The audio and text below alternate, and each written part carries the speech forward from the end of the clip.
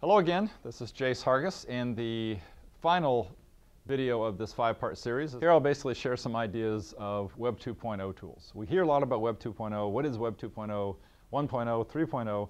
Very simply put, Web 2.0 simply means that there's a higher level of engagement and interaction and self-authoring, self-publishing tools that are available to people. This opens up a wide area for us as scholars and teachers to engage our students and have them do more of the stuff that we normally have them do face-to-face, but we allow them to do in an environment that they're more comfortable with and also is filled with rich media possibilities. So one of the first, I'm just going to walk through a list of these that we use and we think that have been productive, and you can choose which one of these you think are useful for you. The first one is Google Docs, which is obviously part of the Google menu. They have 129 different products. Many people think they're a search engine, but they have many, many things that they can offer. The Google Docs is an extraordinary tool for collaborative learning. I use this both when I author papers with people around the world.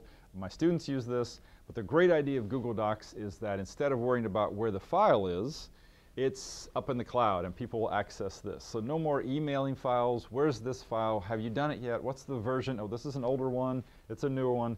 So we basically open up this document up in the cloud, and you can see as you look at this document and I speak, there's a couple people on there. They basically can edit real time, synchronously or asynchronously. You can see what they're editing real time. You can see who's on it real time. They can ask questions of each other. Whatever they type here, each other one will see, automatically saves, automatically archives the history. Also has a fairly new function where you can post a comment, which is a question. That question the comment will be sent to an email indicating that a question is there, and then each of you can actually go back and forth in the comments until ultimately you're happy with it, and then you can click on the resolve button. The resolve button will take that comment away and take away the clutter.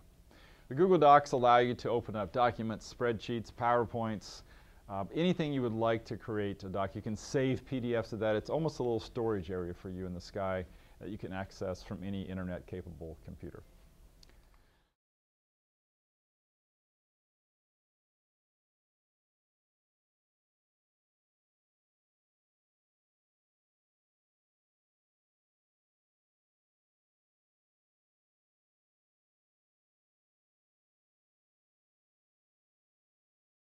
Screen capture is the next one which we use a lot of, and we're actually using it for this particular video, that we're capturing the material that's being portrayed on the screen.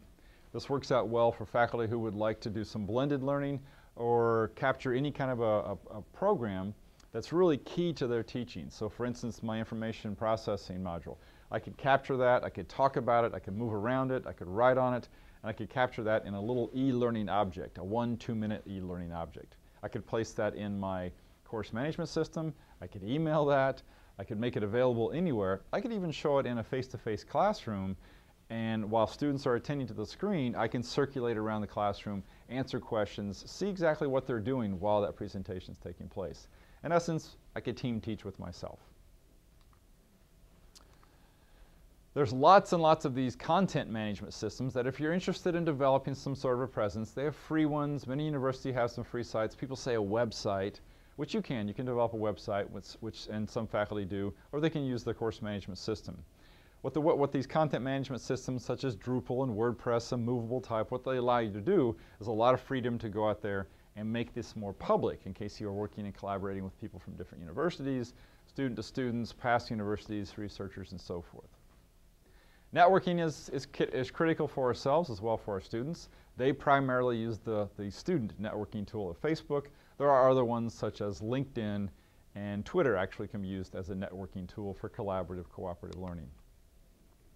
News and bookmarks, these are becoming popular as the push technology has replaced the pull technology, which simply means that we can subscribe to various news, research agencies, and every time we log on to our computer, it pushes information that we have set up and subscribed to specifically. So social news communities such as Dig, Delicious, Magnolia, other bookmarks as far as Stumbled Upon, Reddit, there's all types of these that are out there that you can set up and have them push the information to you as you like. Other ways to communicate and to get your information out as well as students to communicate are by using a web log or a blog. WordPress, Blogspot, Blogger, these are all ways to get some student voice. Livewire is an interesting one that allows you to click a random button and you can just read basically the material that anyone writes out there. It's actually some pretty impressive writing that you might find that, that students and adults are doing out there. Again, this is for assignments. These are assignments that you may have students do. You may review. You may have students review and comment on those. Lots and lots of options that they're available. Visual organizers, I mentioned earlier on, these are things that will allow you to concept or brain map ideas out in space. You can have multiple people working on them at once. Things like Bubblicious and MindMeister are available for free at charge. You've seen the word, you've seen the websites, and you may even have one. But have you ever wondered, what's the big deal about blogs? So what are blogs? There's a great video series on these that that you can look up, but a blog is very simply a way to put out some information out there in a textual base. You can add graphics and pictures to it, but it's a way to basically tell a story. And we want our students to be able to tell a story of our discipline. These four friends are going on a camping trip. They need to bring the right supplies because they're backpacking. The group needs to plan and plan well, so coordination is key. They're all computer users, so they start planning with an email. It starts with one, but then becomes a barrage. Email is not good at coordinating and organizing a group's input. This is the old way. Boo! The important information is scattered across everyone's inbox. This isn't coordination. Let's start over. There is a better way. It requires you using a website called a wiki. Using a wiki, the group can coordinate their trip better. This is the new way. Yay! So what is a wiki? Wiki is basically Hawaiian for the word fast or quick.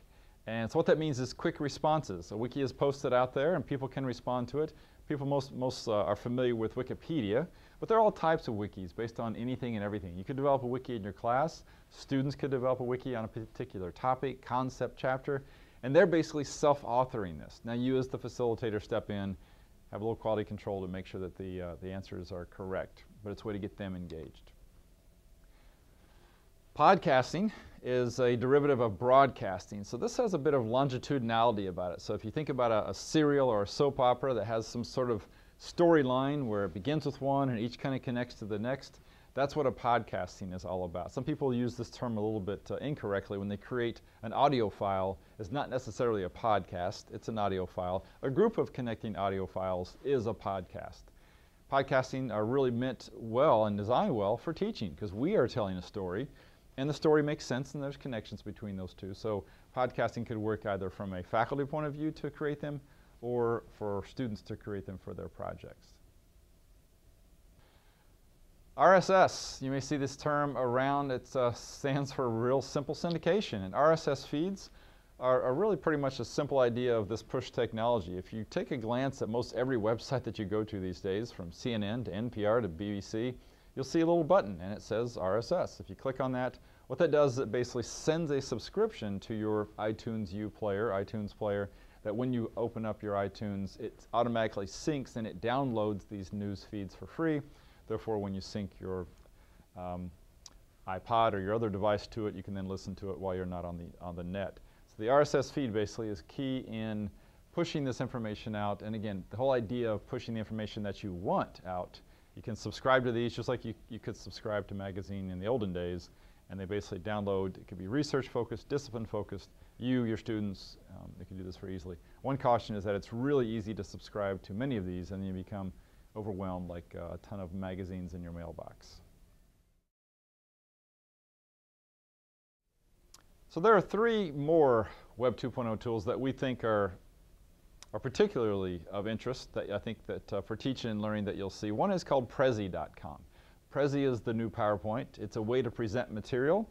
It's online, it's free, it's Web 2.0 engageable, so it allows you to still present material in a very different dynamic way than you would in a PowerPoint. So for those folks that have done the PowerPoint, ready for something new, Prezi.com would be the place.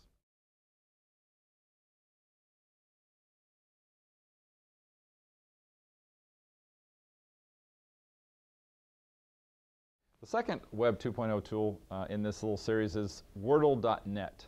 And Wordle is simply a graphical representation of frequency of terms. So what this means is if I have a paper, if I have a presentation, if I have a plan, basically gather all those, copy and paste those words into a box, and it will show a Wordle.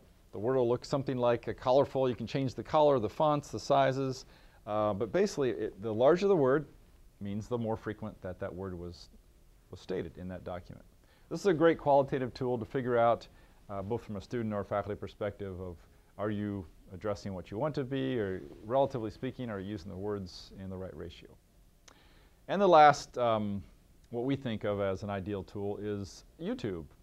Everyone is watching the YouTubes, and everyone has YouTube. But what YouTube also can do for our teaching and learning is that you can actually do use it as an assessment tool. So you can video yourself, or as you'll see from this example, my students. I asked my students to come up with a question and some answers. We videoed them. You can select from A, B, C, D, and you click on that, it takes you to another video, which will tell you whether your answer is correct or incorrect. Which element acts as a nutrient to organic matter? Is it A, oxygen, B, carbon, C, nitrogen, or D, hydrogen?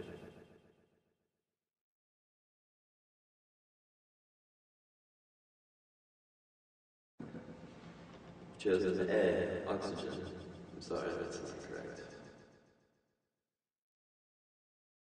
Which element acts as a nutrient to organic matter? Is it A, oxygen, B, carbon, C, nitrogen, or D, hydrogen?